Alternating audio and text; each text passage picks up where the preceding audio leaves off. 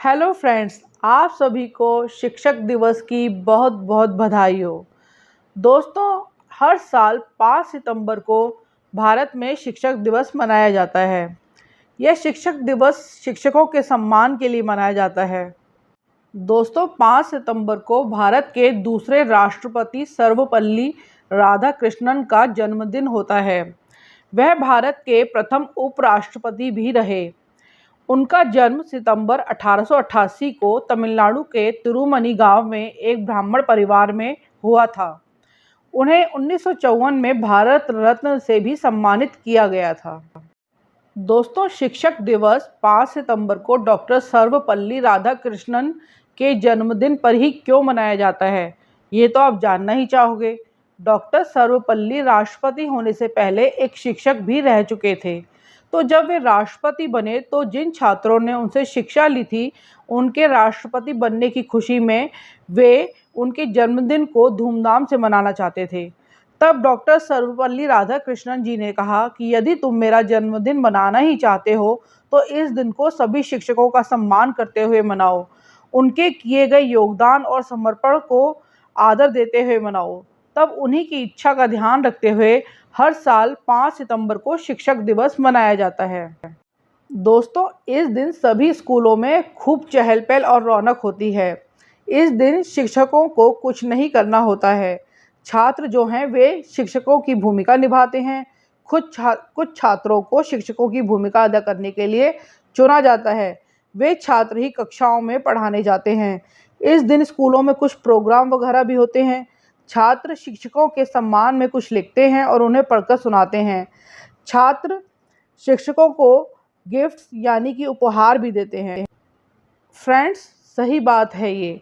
जो शिक्षक हमें पढ़ाते हैं, लिखाते हैं, हमें जीवन में क्या सही है क्या गलत है उसकी पहचान कराते हैं, हमें इस काबिल बनाते हैं कि हम अपने पैरों पर खड़ा हो सकें, उनके सम्मान के लिए हमें एक दिन निकालना ही चाहिए। इस दिन हम अपने शिक्षकों के प्रति अपने आदर भाव को व्यक्त कर सकते हैं। उन्हें एहसास करा सकते हैं कि अगर वो हमें ज्ञान देते हैं तो हम भी उनके प्रति इस बात के लिए कृतज्ञ हैं। देखो फ्रेंड्स, बच्चों का भविष्य घर में माता पिता और स्कूलों में टीचर पर निर्भर करता है। अगर दोनों का तालमेल सही हो तो कहने ही क्या, बच्चे के भविष्य को तो 4 चांद लग ही जाएंगे। लेकिन फ्रेंड्स, मैंने कई बार देखा है जैसे कि टीचर ने तो क्लास में बच्चे को पढ़ाया और होमवर्क करने को दिया, लेकिन घर में पेरेंट्स कोई रूटीन ही फॉलो नहीं कर रहे हैं। जैसे कि बच्चा सारा टाइम टीवी या मोबाइल देख रहा है और खेल रहा है, लेकिन अपना होमवर्क ही नहीं कर रहा है, तो उस पर कोई ध्यान ही नहीं दिया जा रहा है। और इस पर जब स्कूल से शिकायत आती है तो पेरेंट्स सारा दोष टीचर पर डाल देते हैं और कहते हैं जी पढ़ाने का जिम्मा तो आपका है। अरे मैं ये पूछती हूँ कि जब बच्चा स्कूल से घर जाएगा तो माता पिता भी तो उसके सबसे पहले गुरु ही होते हैं। तो स्कूल में टीचर ने अपनी रिस्पॉन्सिबिलिटी ठीक से निभाई है तो घर पर तो आप ही निभाओगे ना। ऐसे ही मैं कुछ टीचर्स से ये कहना चाहूँगी, खासकर जो कि छोटी क्लासेस को पढ़ाते हैं, कि छोटे बच्चों को समझें और प्यार से उनके साथ बर्ताव करें। अगर बच्चे के साथ कोई परेशानी आती है तो उसके पेरेंट्स से बात करके उस समस्या का समाधान ढूंढें। तो दोस्तों, कहने का मतलब यह है कि स्कूल और घर दोनों का वातावरण मिलकर ही एक बच्चे का भविष्य तय करते हैं। माता पिता को चाहिए कि घर से बच्चे को सिखाकर भेजें कि जो शिक्षक हमें शिक्षा देते हैं उनका सम्मान करें। एक शिक्षक चाहे जीवन भर आपको शिक्षा देते हुए उसी स्थान पर रह जाए, लेकिन आपको शिक्षा देकर वह ज़िंदगी की तमाम ऊंचाइयां छूने के लिए तैयार करता है, प्रेरित करता है। कुछ शिक्षकों को तो अपने विद्यार्थियों से इतना लगाव होता है कि यदि विद्यार्थियों के पास किताबें वगैरह खरीदने के लिए पैसे नहीं होते तो वे उनकी मदद करते हैं, उन्हें अलग से टाइम निकाल कर पढ़ाते भी हैं। दोस्तों, ऐसे ही उन विद्यार्थियों की भी कमी नहीं जो कि अपने शिक्षकों को जीवन भर पूरा सम्मान देते हैं। तो मैं आपको एक ऐसा ही किस्सा सुनाना चाहती हूँ, भारत के 9वें राष्ट्रपति डॉक्टर शंकर दयाल शर्मा और ओमान के राजा काबूस बिन सईद के बारे में। दोस्तों, डॉक्टर शंकर दयाल शर्मा राष्ट्रपति होने से पहले शिक्षा के क्षेत्र में काम कर चुके थे। एक बार राष्ट्रपति के रूप में 1994 में डॉक्टर शंकर दयाल शर्मा देश ओमान गए। उन्हें मस्कट का दौरा करना था।